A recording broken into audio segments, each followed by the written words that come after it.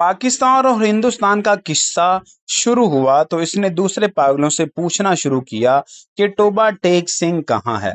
जब इत्मीनान बख्श जवाब ना मिला तो इसकी क्रेज दिन ब दिन बढ़ती गई। अब मुलाकात भी नहीं आती थी।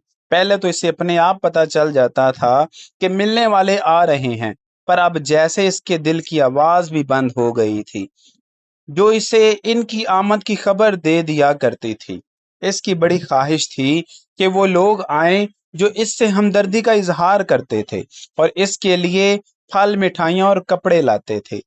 वो अगर इनसे पूछता कि टोबा टेक सिंह कहाँ है, तो वो यकीनन जवाब देता कि पाकिस्तान में है या हिंदुस्तान में, क्योंकि इनका ख्याल था कि वो टोबा टेक सिंह ही से आते हैं, जहाँ इसकी ज़मीनें हैं। पागल खाने में एक पागल ऐसा भी था जो खुद को खुदा कहता था। इससे जब एक रोज बिशन सिंह ने पूछा कि टोबा टेक सिंह पाकिस्तान में है या हिंदुस्तान में, तो इसने हस्बे आदत कहका लगाया और कहा वो पाकिस्तान में है ना हिंदुस्तान में, इसलिए कि हमने अभी तक हुक्म नहीं दिया। बिशन सिंह ने इस खुदा से कई मर्तबा बड़ी मिन्नत समाजत से कहा कि हुक्म दे दे ताकि झंझट खत्म हो जाए, मगर वो बहुत मसरूफ था, इसलिए कि इसे और बेशुमार हुक्म देने थे। एक दिन तंग आकर वो उस पर बरस पड़ा। ऊपर दी गुड़ गुड़ दी इनिक्स दी बेध्याना दी मूंग दी दाल ऑफ दी वाहे गुरु जी दा खालसा एंड वाहे गुरु जी दी फतेह, जो बोले सो निहाल सत सरी अकाल। इसका शायद ये मतलब था कि तुम मुसलमानों के खुदा हो, सिखों के खुदा होते तो जरूर मेरी सुनते। तबादले से कुछ दिन पहले टोबा टेक सिंह का एक मुसलमान जो इसका दोस्त था मुलाकात के लिए आया। पहले वो कभी नहीं आया था।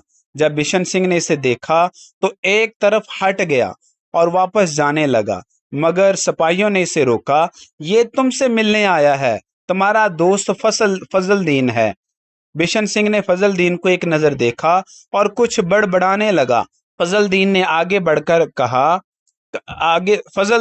आगे बढ़कर इसके कंधे पर हाथ रख दिया। मैं बहुत दिनों से सोच रहा था कि तुमसे मिलूं, लेकिन फुर्सत ही ना मिली। तुम्हारे सब आदमी खैरियत से हिंदुस्तान चले गए हैं। मुझसे जितनी मदद हो सकी मैंने की। तुम्हारी बेटी रूप कौर। वो कुछ कहते कहते रुक गया। बिशन सिंह कुछ याद करने लगा। बेटी रूप कौर? फजल दीन ने रुक रुक कर कहा, हाँ, वो भी ठीक ठाक है, इसके साथ ही चली गई। बशन सिंह खामोश रहा। फजल दीन ने कहना शुरू किया, इन्होंने मुझसे कहा था कि तुम्हारी खैर खैरियत पूछता रहूं। अब मैंने सुना है कि तुम हिंदुस्तान जा रहे हो। बाई बलबेर सिंह और बाई वादुआ सिंह से मेरा सलाम कहना, और बहन अमृत कौर से भी। बाई बलबेर से कहना फजल दीन राजी खुशी खुशी है। दो बुरी भैंसें जो छोड़ गए थे, इनमें से एक ने कट्टा दिया है और दूसरी के कट्टी हुई थी, और वो 6 दिन की हो के मर गई। और मेरे लायक जो खिदमत हो कहना, मैं हर वक्त तैयार हूँ। और ये तुम्हारे लिए थोड़े से मरुंडे लाया हूँ। बिशन सिंह ने मरुंडों की पोटली लेकर पास खड़े सिपाही के हवाले कर दी और फजल दीन से पूछा, टोबा टेक सिंह कहाँ है? फजल दीन ने कदरे हैरत से कहा, कहाँ है? वही है जहाँ था। बशन सिंह ने फिर पूछा, पाकिस्तान में है या हिंदुस्तान में? हिंदुस्तान में। नहीं नहीं, पाकिस्तान में। फजल दीन बुखला सा गया। बशन सिंह बड़बड़ाता हुआ चला गया।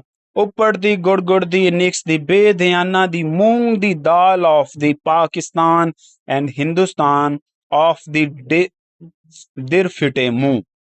तबादले की तैयारियां मुकम्मल हो चुकी थी। इधर से उधर और उधर से इधर आने वाले पागलों की फहरिस्तें पहुंच गई थी और तबादले का दिन भी मुकर्रर हो चुका था। सख्त सर्दियां थी। जब लाहौर के पागल खानों से हिंदू सिख पागलों से भरी हुई लारियां पुलिस के महफूज दस्ते के साथ रवाना हुई। मुतल्लका अफसर भी हमरा थे। वाघा बॉर्डर पर तरफैन के सुपरिटेंडेंट एक दूसरे से मिलने और इब्तदाई कार्रवाइयां खत्म होने के बाद तबादला शुरू हो गया, जो रात भर जारी रहा। पागलों को लारियों से निकालना और इनको दूसरे अफसरों के हवाले करना बड़ा कठिन काम था। बास तो बाहर से निकलते ही नहीं थे, जो निकलने पर रजामंद होते थे इनको संभालना मुश्किल हो जाता था, क्योंकि इधर उधर भाग उठते थे। जो नंगे थे इनको कपड़े पहनाए जाते तो वो फाड़ कर अपने तन से जुदा कर देते।